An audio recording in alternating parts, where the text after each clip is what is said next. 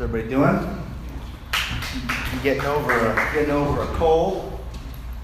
Went to the doctor's the other day, and I realized that you can definitely pull your penis out too early at the doctor's office. Definitely, you want to make sure you keep your pants on until he asks you, and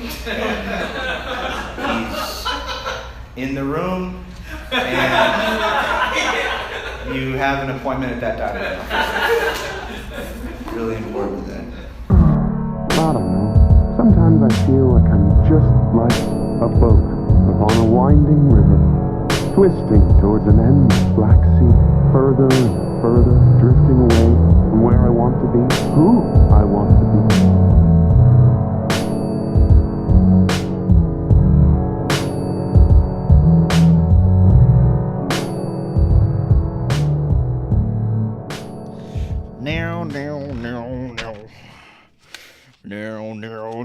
No. All right, I don't hear the music. Because I'm in a new spot. I'm in the Sound Image suite at Tisch. Hence the higher production quality of the podcast you are listening to right now. And that podcast that you are listening to right now is called, of course, Open Michael Miller with Jared Leto or Michael, whoever the host is. He is hosting currently. And I'm just gonna do what I normally do, man. I'm just gonna talk about some shit. I'm gonna talk about some shit, and I'm gonna just go off. I'm gonna go off, and somebody better watch out before I go off and start saying all things I shouldn't say. Someone hold me back.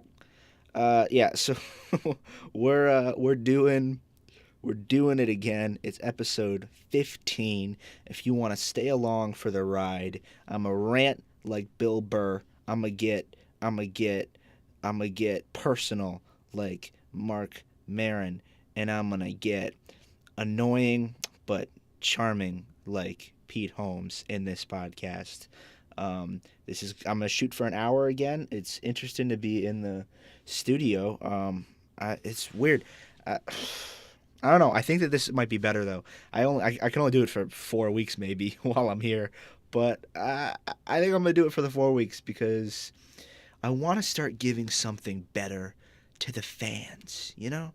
I don't want to just half-ass a recording in my suite at Third North. I want to give something to someone. I want to put on clothes, and I want to come, and I want to walk the 10 blocks, whatever it is, to Tisch, and I want to sit down with some notes, and I want to go in, man. I want to go in and get real deep and personal and start saying some things that maybe I shouldn't say. Say some things about things that happened to me when I was a young lad. I didn't get all of the toys that I want every year for Christmas, but that's okay. So starting off today, I think the last thing I talked about was it was a Saturday. It was a Saturday morning. It was like 5 a.m. or something because I was on a good schedule. Right now it's 7:50 p.m. on a Sunday night, which is why nobody's here at Tisch where I could get one of these rooms to use. It was a Saturday morning. I had a horrible sleep schedule going on, but I fixed it, and I'm still doing pretty good. SNL fucked that up, and I'm gonna talk about SNL, but I'm back on track. Even though SNL waiting for that was just a day or two ago. But anyway. It has been a week, and in that week, a lot of stuff has happened. Saturday morning, after the podcast, I headed over to Grand Central, and I got on a train. I went to Greenwich, Connecticut, which is a super wealthy place in Connecticut, and that's where Joey lives. Because like I was saying, I went with Joey to go see a college show. At UConn, which is nowhere near Greenwich. I don't know why we went to his house first, but it ended up being fun. I met his whole family, and we had like a road trip, like a legit ass road trip. Like we were in the fucking the family car, and I was in the back, crammed in the back with Joey, and his parents. Like, they were singing. So it was a strange experience. It really was. But I mean, we had some fun, man. Uh, I don't know. I kind of want to do it again. We drove all the way to I don't know where it is, where the Yukon is. Um, but we drove there wherever the fuck Yukon. It was 2 hours away from Greenwich, so it was an hour train ride to Greenwich and 2 hours on the in the car, and we went to go eat dinner with Joey's sister because it was her birthday, and then also we went to go see. Yeah, I don't know. I don't know why she. It's not as if like she's like, oh, bring Mike for my birthday. No, I was like, she got tickets to Trevor Noah, and it happened to be her birthday, so we happened to have dinner with her and her boyfriend and Joey's parents and me. But that's what happened. It was nice. We had some pizza from a pizzeria, and it was like some crispy edge. It was like they specialized in like pizza served in the place. And so Joey's dad ordered like 6 pizzas. It was ridiculous. I ate. I don't even want to tell you how many slices. I don't even know how many slices I ate. I probably ate, you know, I definitely ate more than my fair share of that pizza with all the people at the table. I did probably ate 1.5, 2 pizzas. But we don't have to talk about that right now because I don't want to get depressed. All right, I think that's fair to say. So we we went to this ice cream place afterwards. Well, first we went to his sister's apartment. Like I said, I don't know why I was there particularly for all that. I just happened to be there. But we went to his sister's apartment, and then we went to go get ice cream at like the famous Yukon ice cream place, and they like make the ice cream right there with the cows are there, and everything is there. And they make the ice cream, which is real swell, if you ask me. And I had a giant cone with the chocolate chip cookie dough and moose tracks, but they weren't called moose tracks. They were called something else that was like local to, I don't know, some tracks. It was local to, it was a local specialty, and that's what I had. None of this matters. I know none of this matters, but I'm telling it because I want people to know about these things, because at any moment I could die, and while this isn't important right now, if I die tomorrow, you're going to want to know what type of moose track things I ate, okay? So don't give me some shit about it. I know no one's here with me right now, but I can sense some hostility through the future back to me when I'm recording this. So I just need people to just calm down a little bit, all right? I don't like the tone of the listeners in the future and how I'm perceiving them. So I went to go see Trevor Noah. We went to a cocktail party, and I don't know why I emphasize the cock so much. I'm such a fucking idiot. Oh my god. Went to a cocktail party. I think I need to kill myself eventually when the time is right. But right now I think I'm gonna keep doing it. We went to a cocktail party, and it was a cocktail party, you know? So I didn't belong there. And I didn't really belong anywhere. I didn't belong at the Trevor. I didn't belong anywhere in the whole situation, but I had a good time. But it was pretty obvious I didn't belong there. But Joey's family made me feel belonged, even though everyone knew I didn't belong there. So that was nice. But we went to the cocktail party. I was supposed to dress nice. I don't own nice clothes, but I was supposed to dress nice-ish. Joey's asked me to wear, like, you know, a polo or like a button down or something, and I forgot to even do that, and I just showed up in my NYU hoodie and jeans, which I am regretful about, but at the same time I don't have anything nicer than that. Like, I have a button down, but it's shit, and my clothes are shit. Everything is shit. Not everything is shit. So we were at this cocktail party, and they were socializing very well, and Joey could socialize very well, but Joey saw that I can't socialize very well, so he kind of hung around with me, so I'm appreciative about that.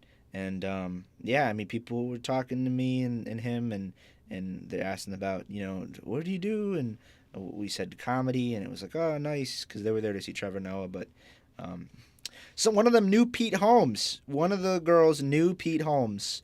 One of the ladies that talked to us at the cocktail party. She's like, "Oh, I knew Pete Holmes back in the day, back before he was a comedian. He was just a person in Massachusetts.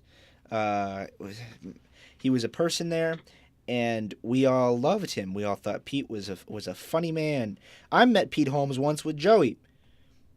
That's my inside joke with Joey, because once we shook hands with Pete Holmes when we went to that thing, I went to the Sirius XM podcast recording when they were promoting Crashing before it came out, and it was they're doing an Unmasked there with Pete and Artie, and which is sucky because that's like the first Unmasked they did that wasn't actually an Unmasked.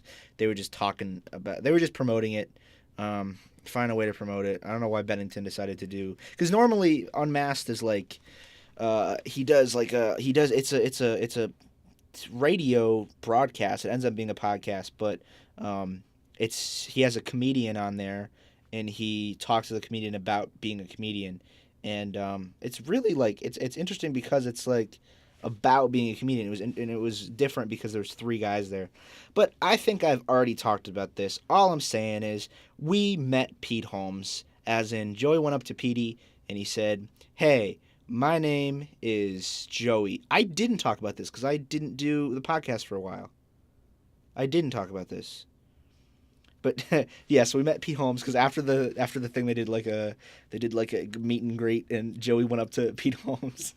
And he was like, hey, Pete, this is me and my friend Michael, and we're up and coming comedians." And Pete just sort of winced and shook our hands. That was the worst day of my life, when Pete Holmes didn't appreciate me as a comic, but he'll see one day, old Pete. Old Petey Pants. So, this lady knew Pete Holmes. And she said he was going to be funny. That's basically what she said.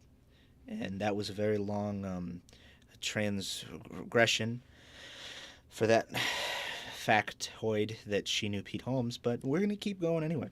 And then I went to the Trevor Noah show at UConn, and Trevor came out there and he did a whole new hour. Even though he just did an hour for Netflix and recorded it in November, he just did a whole new one. And he has some good bits in there, but also he had a bunch of hack bits. And I had an okay time. A lot of people had a great time, but yeah, it was an okay time. He had some funny stuff. His opener was, I have no idea who his opener was, but he did some not hack as in like he stole them, but hack as in like I was surprised, because I don't know why he would do it, because I feel like he's better than to do things that everybody's heard before. But he did shit like how the Native Americans didn't understand what it meant when we came and took their land, and the act out that goes with that bit. That's what he did, a lot of those jokes, but he also did some really good jokes about race and understanding race, and his hot takes on race in America today. So that was what Trevor did, and after that, we went and we ate again. We ate some McDonald's. I had some French fries. Joey's dad paid for everything, and it was a real kicker when he did that, because I got to eat so much food, and it was very nice of him to do that for us, for me, but because they're used to it, so I'm just going to say for me. And then we went back to the Joey household, to the Rinaldi household, and me and Joey kicked it for a while. We had a little bit of alcohol, and we did. I will admit we did. I ended up crying again, because I mean, that's if I don't cry when I drink alcohol, I didn't drink alcohol. That's all I'm gonna say. If you haven't seen me cry about my life with a bottle of something in my hand, then you don't even know me that well. Okay, that's all. All right. That's to you, Mom and Dad. All right. So that was fun. We watched. It was fun. It was fun. And then the next day, me and Joey went back to the city, and I did some mics, and I got ready for the classes, and I was on a good schedule, and it was It was a good week. Monday. It was Monday night. Wow, Monday night. Me and Basile the Frenchman and Abhishek the Indian, and Michael the fucking idiot. It's me. I'm not making fun of another Michael for being dumb. It was Monday night, all right, and the Louis C.K. 2017 special came out on Netflix on Tuesday morning at 3 a.m. You know what? I have a class at 3 p.m.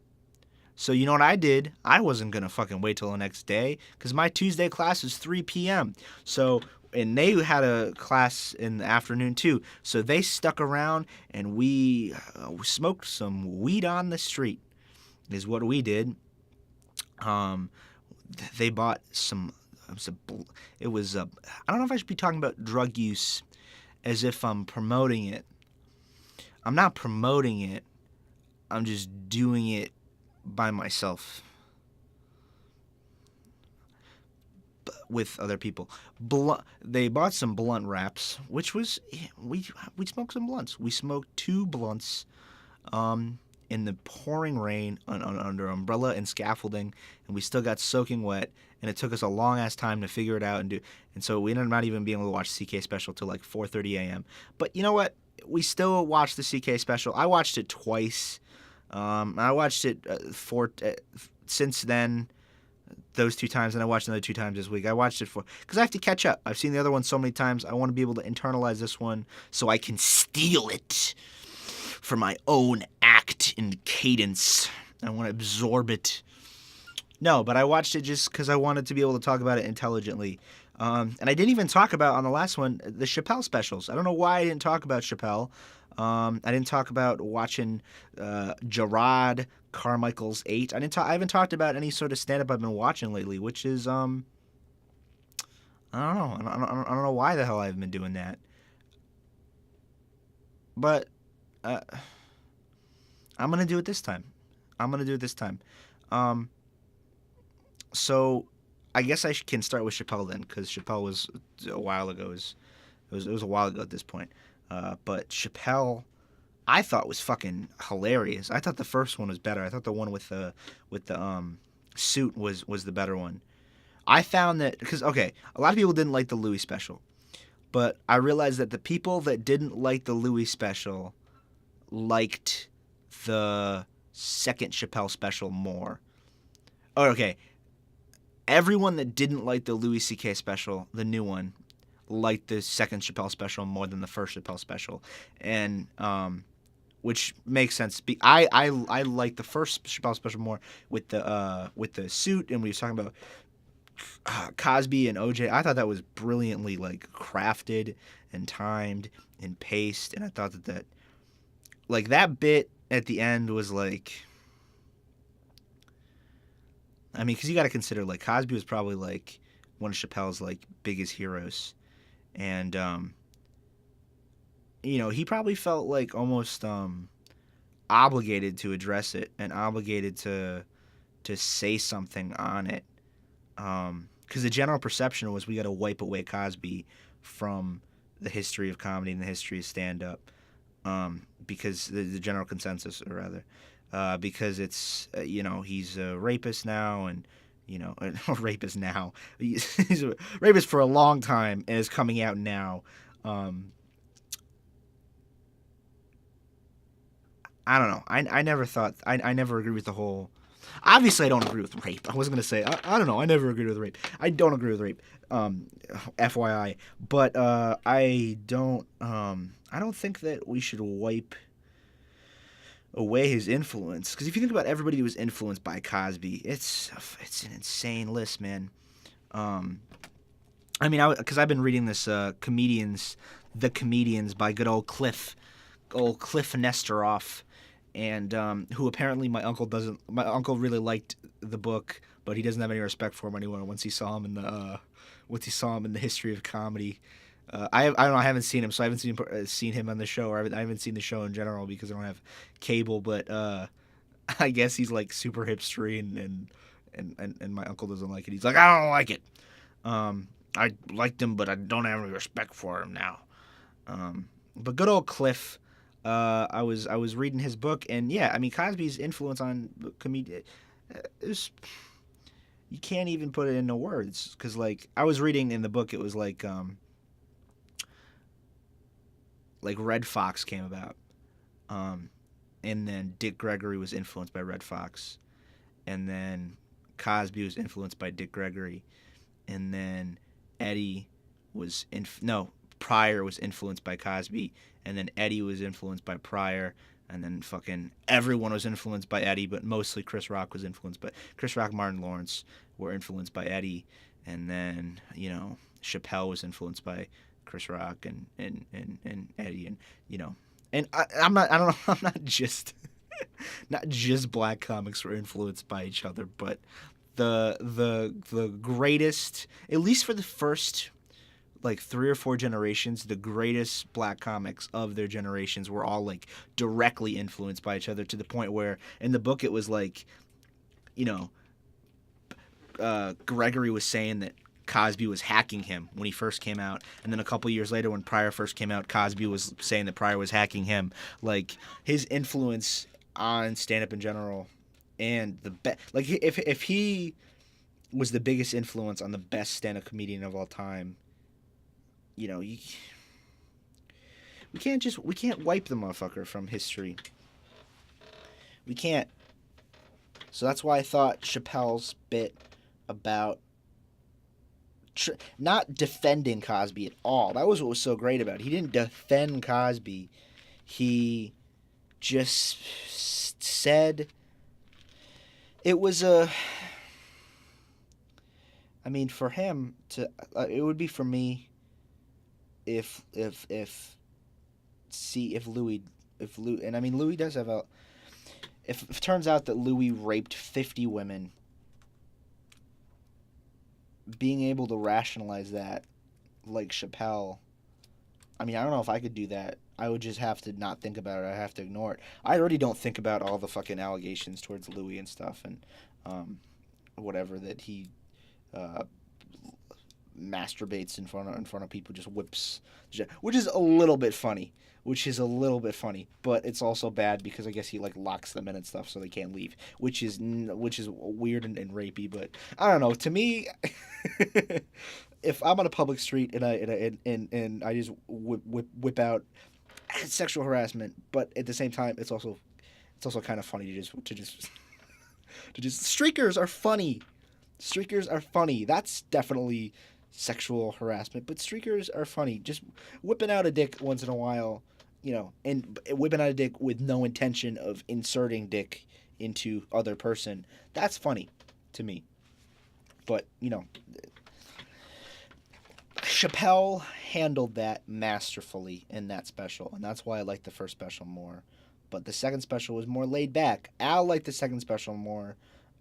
He did like the Louis special. Nothing I say is important, okay? Nothing I say means anything. Nothing I say is important. I contradict myself every second of the day. Am I 22 minutes into this piece of shit podcast? I am. Production quality is good. Content is awful. Because I can think about stand-up, but I can't comment on it because I'm a fucking idiot. But we're back. And by back, I mean that I'm muscling through this somehow. I don't know. Oh, God, I hate myself.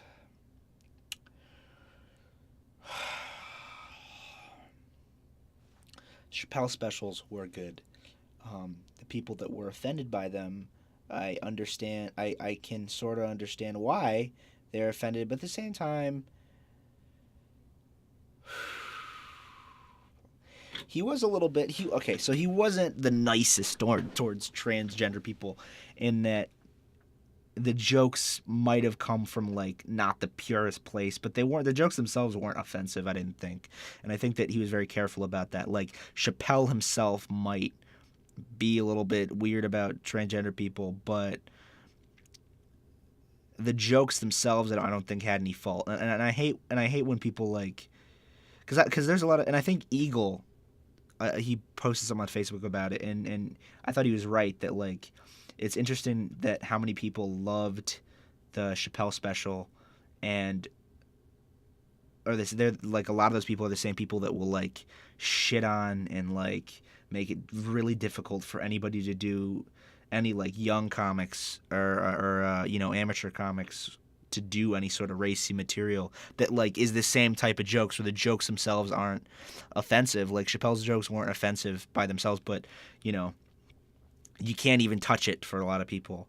And then those same people that like get all weird and get all super PC about things that aren't by themselves, like just talking about something, like some things are like so off limits that like some things you can't even like talk about without even like making jokes. Like if you bring up something like as a white guy, if I go up there and just bring up race or transgender people, I mean that already puts off half the crowd instantly just by mentioning it, even if it's like a tag and a bit. And I'm like, oh, I changed the just as fast as someone who changed. You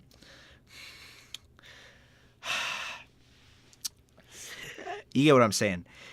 Louis special he is being the new Carlin. He is officially he's been the new Carlin. Everybody's known it. All the Louis fans know that he's the Carlin of our generation. He's not the new Carlin. He's the Louis, but he is the social commenter, the commentator of our generation. He is the one.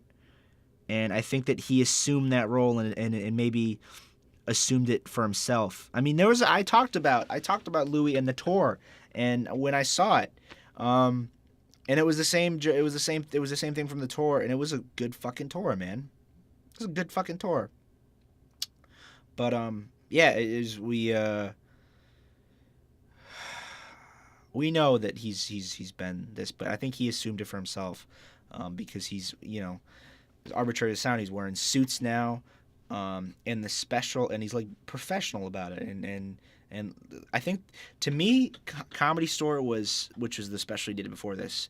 Comedy Store was like, he's called it like an homage to comedy club sets and in a comedy club environment, and that's why he filmed at the Comedy Store.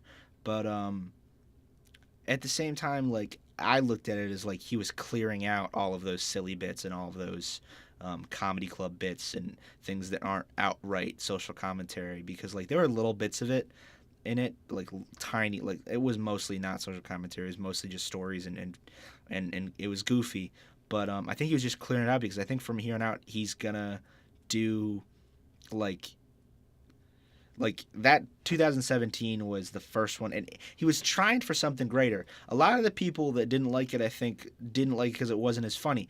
I'll admit that it's not as funny as some of the other ones, but I appreciated it because it was trying to do something bigger than what he's already done. He made the effort to think bigger, and like some of those bits there are fucking classics now.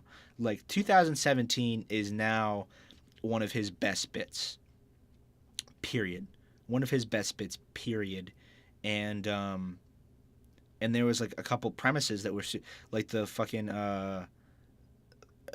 abortion is either taking a shit or killing a baby is a hilarious premise. It was a little bit too long, I think, but who cares? Who the fuck cares? I think, but it's not just what I think. I've talked to a lot of people about it too, and it was a little bit. But I think the reason it was long, or maybe too long to other people, but I could tell that was like his baby. Like another thing that like you can compare him to Carlin to is because like he always talked about how one of his favorite things about Carlin was that Carlin just walked up on stage and just went right into abortion, and Louis did that. He went. That was the first thing he talked about.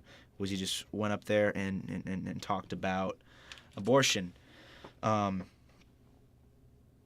which was, it was all, he was trying to do something bigger, and a lot of people didn't like it because it wasn't as funny.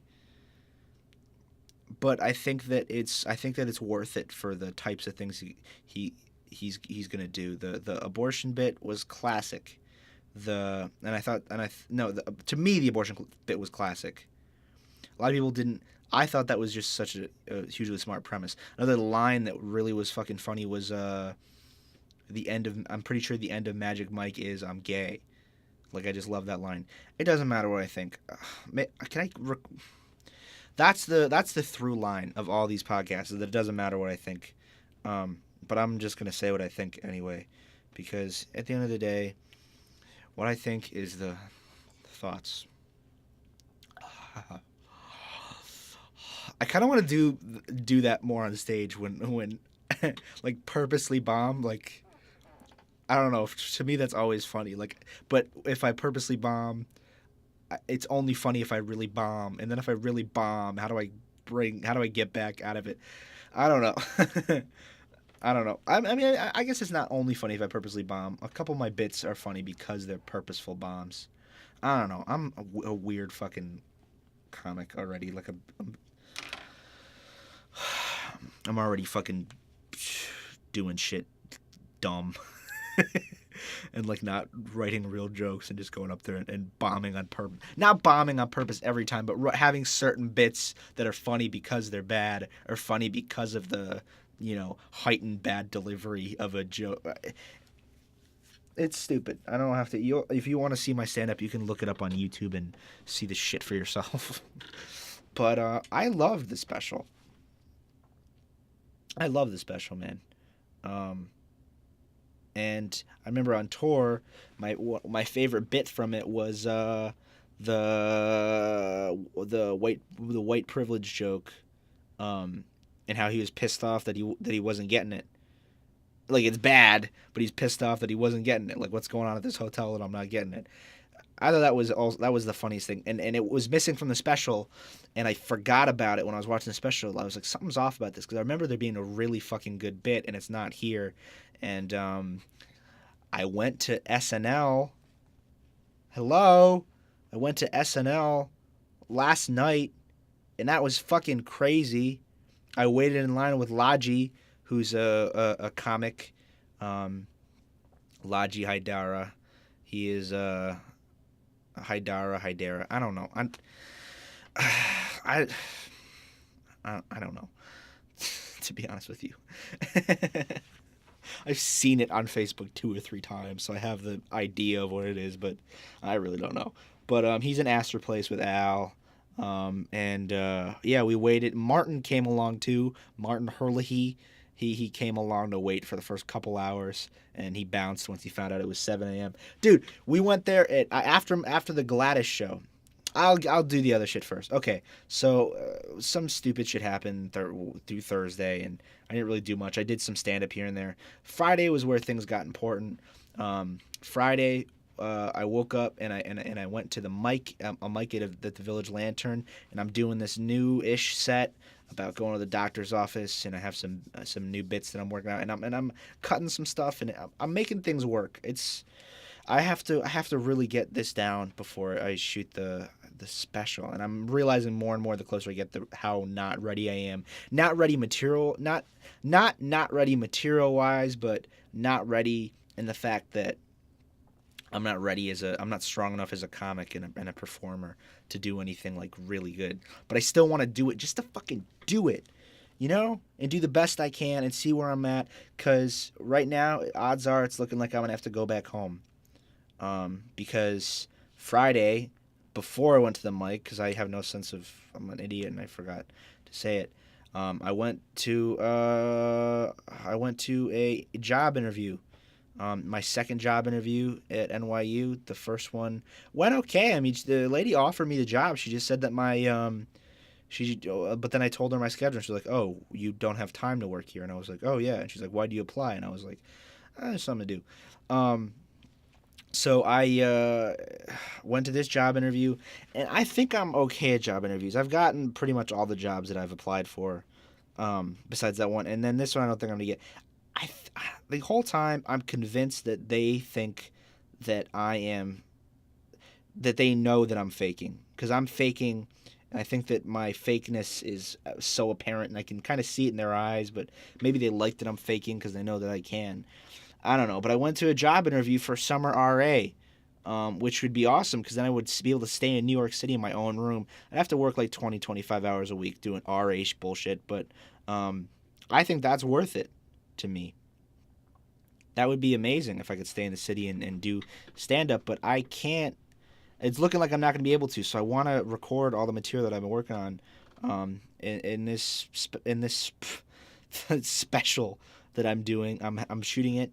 I've talked about it on this before, but I'm shooting a 30-minute stand-up special in the fucking in one of the dorms, in one of the dorm little stages, and I'm getting a bunch of people and we're recording it. I have to book the room. I have to book the room like now. Actually, after this, I'm gonna book the room and I'm gonna email some things and get some things together for it. But yeah. So I have to. I'm not ready for it, but I'm gonna have 3 months maybe when I'm just home. Probably working at Sun West or something like that again, or hopefully not a grocery thing again, but maybe it'll put things in perspective if I work a grocery again. But um, I'm gonna be home just sitting around for 3 months. I'm gonna try to go to all the mics that are in Tampa, or at least two or three or four. I'm not gonna say two or three, 3 or 4, at least 3 a week in back home. That was my original plan before I came to New York. My idea was that I wanted to do 3 or 4 mics a week. Then I got to New York and I realized, oh shit, you got to do way more than that. Um, and I've been doing good. I've been doing today. I did two. Friday I did a mic and then a show, and then I've been doing it every day. Besides that, well, not did I do it yesterday? I didn't do it yesterday because I. All right, so after the job interview, which I think went okay. I mean, I have some good. I talked about kind of growing up in a residence hall with my dad. I think I said residence hall too, which was good because I guess they like it when you call them residence halls and not dorms. But I was talking about how oh, by the way, speaking of my dad, a plan for this podcast is, and he doesn't know it yet, and I don't think they listen to this anymore because it's so ridiculous. But when I get home, I'm gonna do this with my dad. For the 3 months I'm gonna home. Whenever I do it, I'm just gonna do it with my dad. Just because I think that he would really enjoy it. I really think that he would really enjoy being a part of it and seeing what it's all. Because, like I said, he wanted to do this.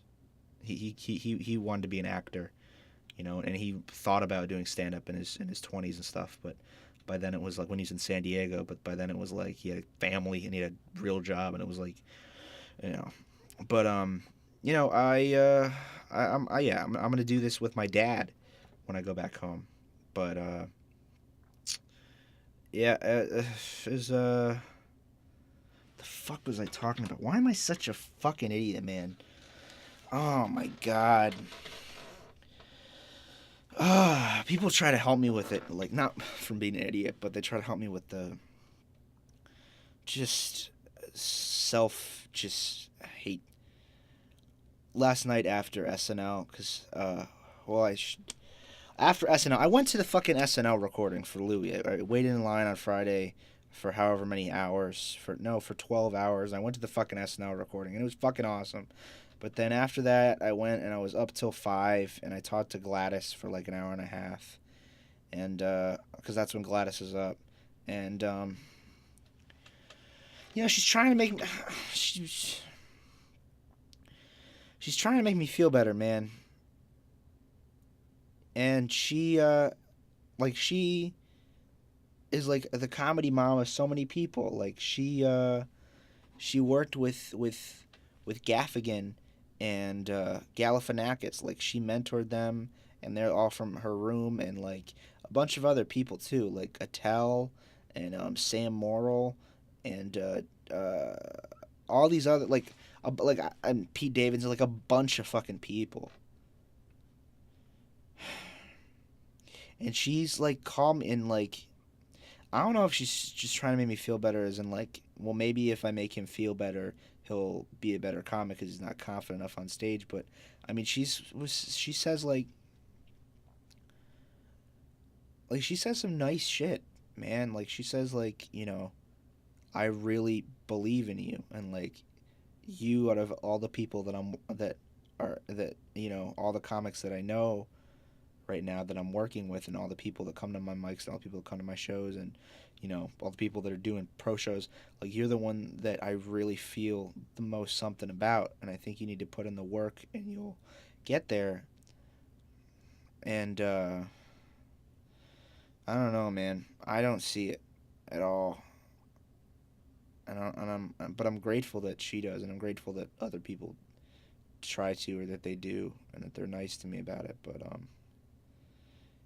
yeah, man. I don't know.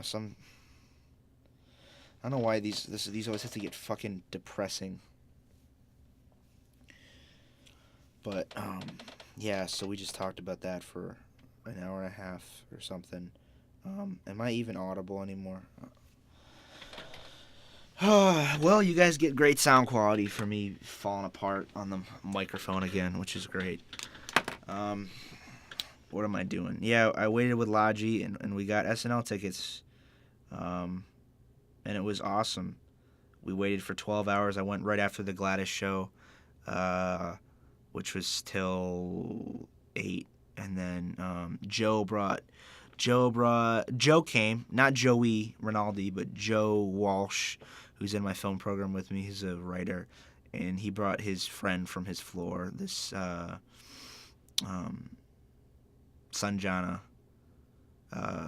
and yeah, they came and watched the show, which is good because Gladys likes it if I bring people from time to time just to fill up the room, because the room can be kind of empty if the bringer people don't bring enough people. So she's like, well, if you can get someone to go and they want to come see you, it's a good deal, because she does do a good deal. A lot of the fucking shows in the city are ripoffs, man.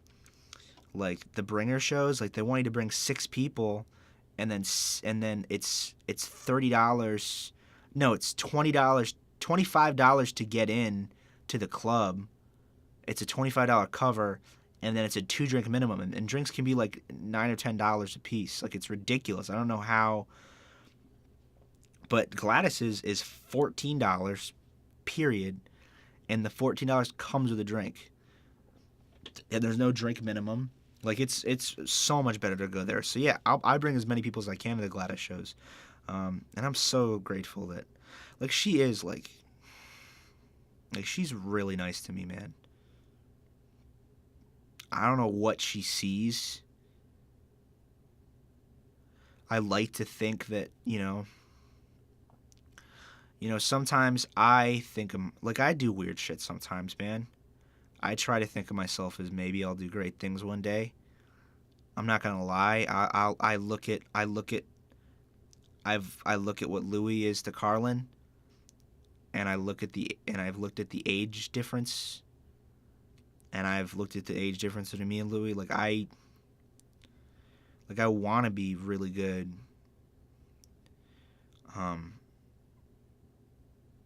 But like, I have the drive. I don't even have the drive. I don't have the fucking consistency or the fucking to do it as much as I should do it, because I'm lazy and I'm shitty. But I have the want, but everybody wants the want.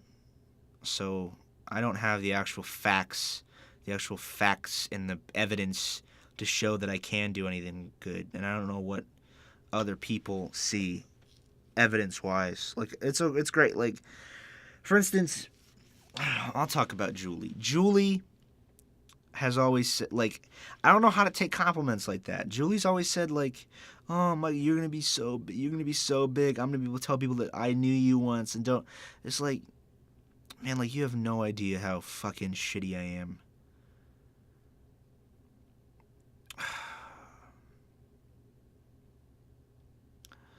If I could just be, that's really, like, even though it would start out as a joke, or not, it didn't start out as a joke. It started out as, all my jokes weren't jokes first. All my jokes were, like, fears. And one of the jokes that I had is that, like, it's going into hysterical, which is the shitty fucking name that I'm doing the special. But one of the jokes is that I gave up on pretty much everything else, like my height and my penis size and all that stuff, but I mean, the greatest thing about being 19 is that my brain isn't even developed yet. So today I say I want to be a comedian, but I don't know. I don't know. I have no idea. Tomorrow I could wake up and I could just want to suck moose penis until I get moose AIDS and die. Um, wow, look at these connections: moose penis and moose tracks, and it's all coming for full circle, guys. So anyway, I'm not even gonna try to be funny.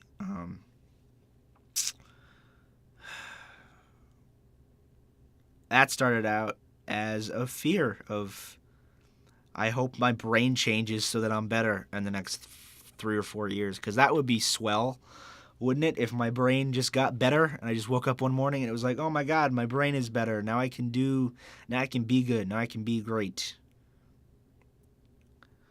But that's just the mentality I have.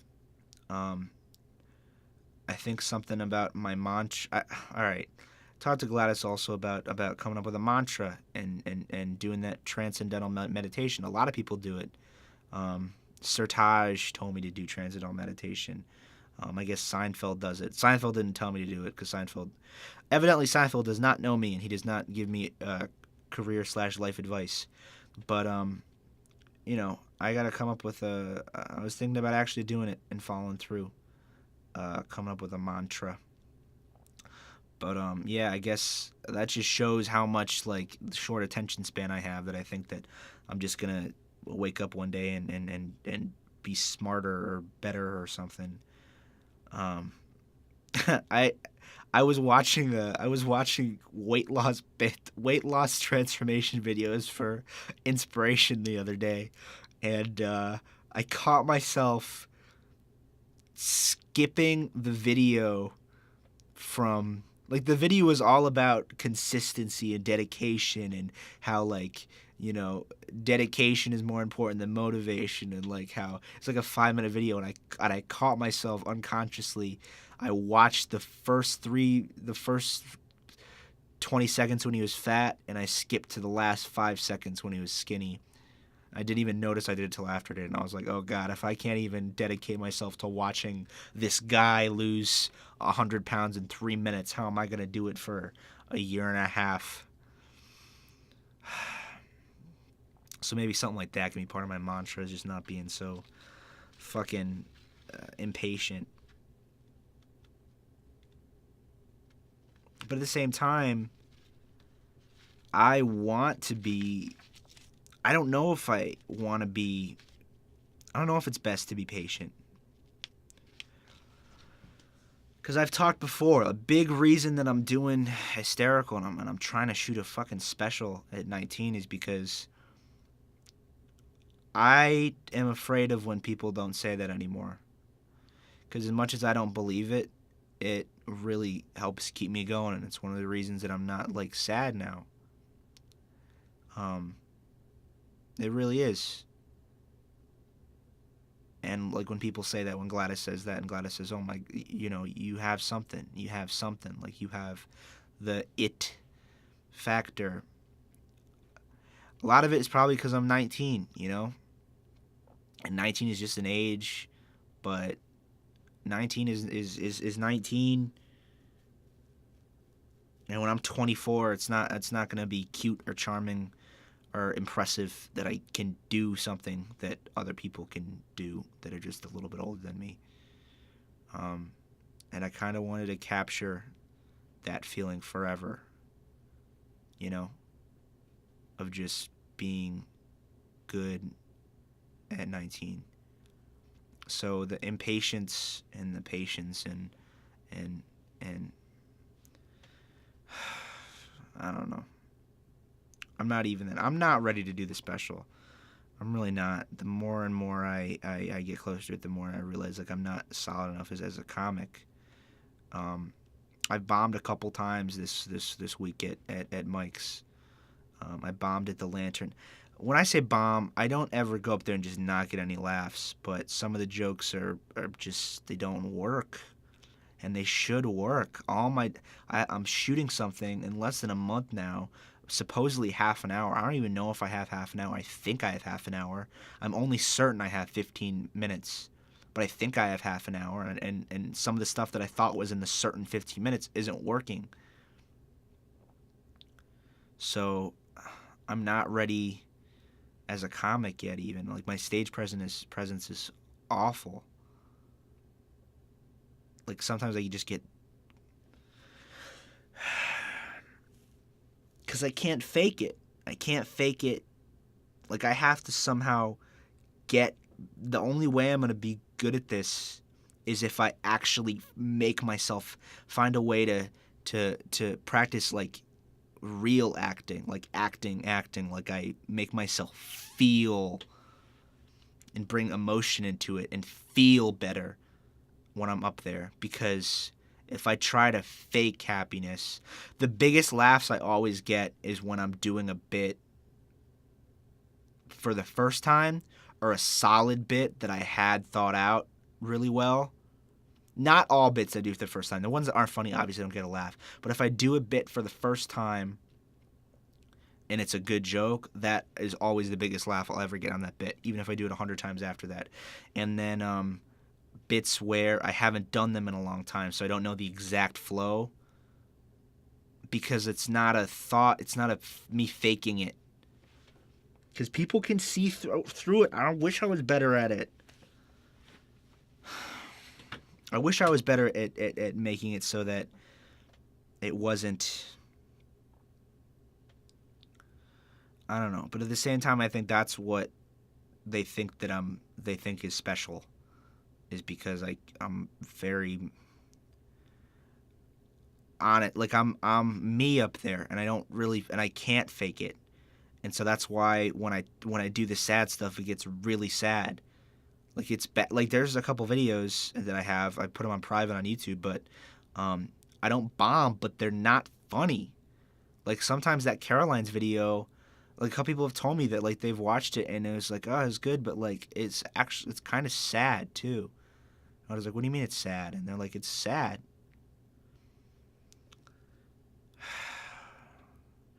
I don't have that much to be sad about either. I don't know where I get off with this fucking thinking I'm allowed to be sad all the time. But, yeah, that's one of the reasons I'm doing Hysterical. But it's nice that Gladys likes me and believes in me. And Tuesday I'm going to go see Gaffigan at the comic strip, because, like I said, she's very tight with Gaffigan. And I'm going to go see him.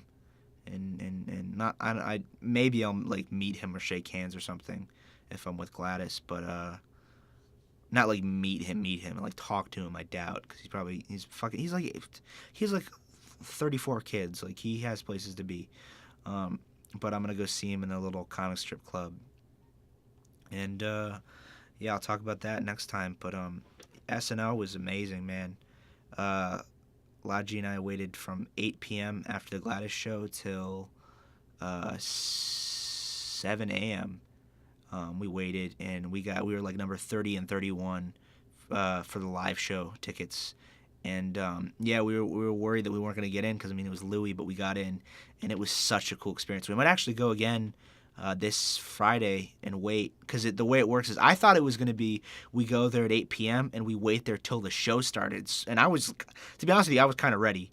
Like once I heard it was 7 a.m., it was like, oh, wonderful. But Martin thought the opposite. Martin came a little bit later than us. He came at like, I got there at 8, and Martin came there at like 8:45.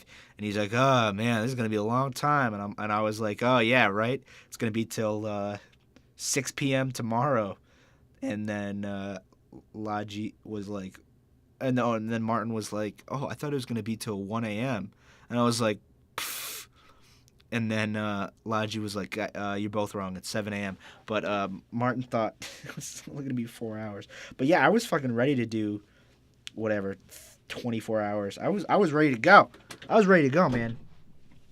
But yeah, it only turned out we were there till 7 a.m. And then I went back and I got some halal food at some absurd hour. I shouldn't get halal food at 9 a.m. in the morning, but that's what I did. And I went back to the dorm, and watched the Louis special again. And I slept, and then we went to wait at SNL again, hoping to get in, and we got in, and it was fucking cool, dude. God, being there makes you want to be on SNL. It really does. It's a lot smaller than you think too, but being there does make you want to be on SNL. And who knows? Who knows about that? That's something. That's something where the opposite, where I have to be good now, where I have to be good now, not where I put in the time and stuff. Like there's different kinds of good, man. There's good where I can be good enough now. Like all right, look at the way CK did it. CK was good for, I mean, for. All right, so he's been doing it 32 years. He said in his monologue, he's probably been good for 29 years. He's been good, and I've been doing it for officially less than a year, and I'm already like trying to shoot it. Like it's a little ridiculous, and that's just me not being able to get into the mindset of long-term goals and long-term commitment. But yeah, there's obviously that's a whole nother ballgame though, because there's waiting to get ripe, waiting to get like ripe and then overly ripe and then die and then come out as a bush of your own. That's what fucking Louis did. Or there's just waiting until you get ripe, like Eddie did or Pete did, and those are just two completely different types of paths. And I don't know what I have no idea what I'm gonna what or if I'm gonna go down any fucking path. That's the scariest one, is that you just don't get ripe. You just are unripe, and then you just turn to shit, and then you're infertile, so you can't fucking turn into a bush of your own. You just always exist as a shitty orange or whatever I'm gonna be. But we'll see. I don't know. I can't kick myself too much. Otherwise, I'm just gonna go to just sleep for a long time, and I'm not gonna get anything done. But yeah, I don't know. SNL was amazing. SNL was just flat out fucking cool. It's a lot smaller than I thought it was gonna be. We waited. We got there. I had to get there at 10 p.m. And then of course we waited, and then we finally got and sat in our seats at like 11:15, like 15 minutes before they went live. And man, it was fucking cool. I walked in and Che was doing stand up, like they were warming up the crowd. It was cool. It was cool. I want to write. I want to write for that. Like even if I don't get to perform, I want to write for that. And I submitted my application to Colbert for the fall, because technically I'm a junior. Technically I'm a junior because of all my IB credits. So they did something, but technically I'm a junior. So I applied to Colbert, and dude, just thinking about this, I need an editor, because this is too raw. This is like Bill Burr can do it, but if this is gonna be good, I should just talk for an hour and then have it cut to like 30 minutes. I don't know, or maybe not. Maybe I can just not be a piece of shit and look at things as getting better, because if I look at it as not, oh, there's a quick fix to this, if I look at it as, oh, I should practice this more, and then I'll get better, and then I'll be able to do it good for an hour, like Bill. But I don't ever look at that, and now I'm doing it again, where I'm just shitting on myself, and oh God, look at these moments of self-discovery you get on OMM, guys. Oh my God. This is the value in this podcast, let me tell you. SNL was great. SNL was hilarious. He didn't top the last bit he did, the child molesters bit, but he was good. And he did the bit that was missing from the special that I loved. So he did that bit. And that's pretty much all. What else happened? Oh yeah, I might start putting one open mic that I did in the past week into these, whether it's a really bad one or a really good one. I might start. I'm thinking about putting one of those, in the very beginning, and just if it's cringy, maybe that'll be funny. But just seeing, I think that'll be interesting. That'll spice it up a little bit. I still gotta put like the fucking song and shit in this because I'm doing it in the sound suite, like I said. But yeah. Well, I think we're gonna go try to do Fallon on Friday for SNL. Get there at 8 p.m. and just sit and. I mean, they let in. We're number 30. They probably let in to like 70 or something. So even if Fallon has a bigger draw, we might be able to steal him still. I think it's worth it. We had fucking fun. Me and Logi did. We were just sitting on. I had to go and buy a bench. Not a bench. Why, I'm an idiot. I had to go buy a lawn chair, and we sat there and drank Merlot. And then it got cold, and I called up Al, and motherfucking Clutch Al come. Like, I don't. That man. Oh, God. I'm actually probably going to hang out with Abhishek and Al after I do this. But Al is a weird phenomenon, dude. Like, he's funding. He is single-handedly. Well, Abhishek's throwing me a few dollars here and there. But he is single-handedly funding Hysterical. Like, he is the producer. He's paying for my mics and shit. And not only is he doing that, like, the other day I went up and picked up $100 from Al for mics for the next couple weeks. And he just, like, obviously to pay him back eventually, but because I don't have money right now. And I was supposed to get that job with America Reads, and I emailed them, and they fucked me over. So, but yeah, it's crazy. I went to his dorm Friday morning after my interview to go, and I almost broke him. I went and pounded on his door, and his roommate Kevin opened it, and I was like, "Hey Kevin, where's Al?" And he's like, "Al's in the shower." And I went to the bathroom and I pounded. I was like, "Al, get out of the shower!" And then Al was like, "Who is it?" And he thought it was like one of his roommates, and he like, I heard a loud bang, like he fell, and like multiple bangs, like he kept getting up and falling again. It was a scary time, but it was also really funny at the time, and then it's funny now, but because he's okay. But he thought it was like an emergency with his roommates, and he's like, "Who is it?" And I was like, "Hey, what's up, buddy?" And he's like, "Who is that?" And I was like, "It's me." He's like, "How do you get in here?" I was like, "Kevin let me in." He's like, "Oh." So even though I broke him, he still gave me $100.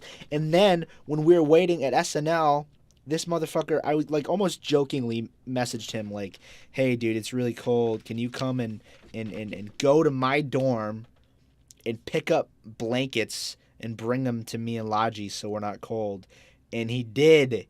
And he carried like he didn't have a bag, he just carried blankets to us. Oh God. That Aluma Prabhu Patanashetty, we will see what that fucking anomaly will do with his life. But he definitely is, if Hysterical is anything, or if it turns out to not be a total piece of shit, all credit to Al, man. But, we'll see. Yeah. So, yeah, we just drinking wine and blankets, and it was nice. I think I might bring a sleeping bag next time, so when it gets, like, really tight, when I get really tired, I can just take a quick nap. But, or maybe I'll just bring, like, a pot of coffee or something and just stay up. That's what I'll do. I'll probably just bring just a big, like, fucking thing of coffee and just drink it. That's what I'll do. Yeah. Because, like, 12 hours is not that bad. Especially if I can sleep all day Saturday. So, yeah, that's it. That's the podcast, man. I could talk about Gerard Carmichael's 8. But I'm not going to do that because when I try to talk about Dave Chappelle and Louis, which I know better, it didn't turn out that good. So, I'm learning my strengths. We're moving here. It's getting sillier. It's getting old Petey Pants is having his influence on me as a podcaster. You guys are seeing it. I'm also getting emotional. Like I told you, what was this not Mark Maron, Bill Burr, old Petey Pants? What was this? All right. Yep. That's it.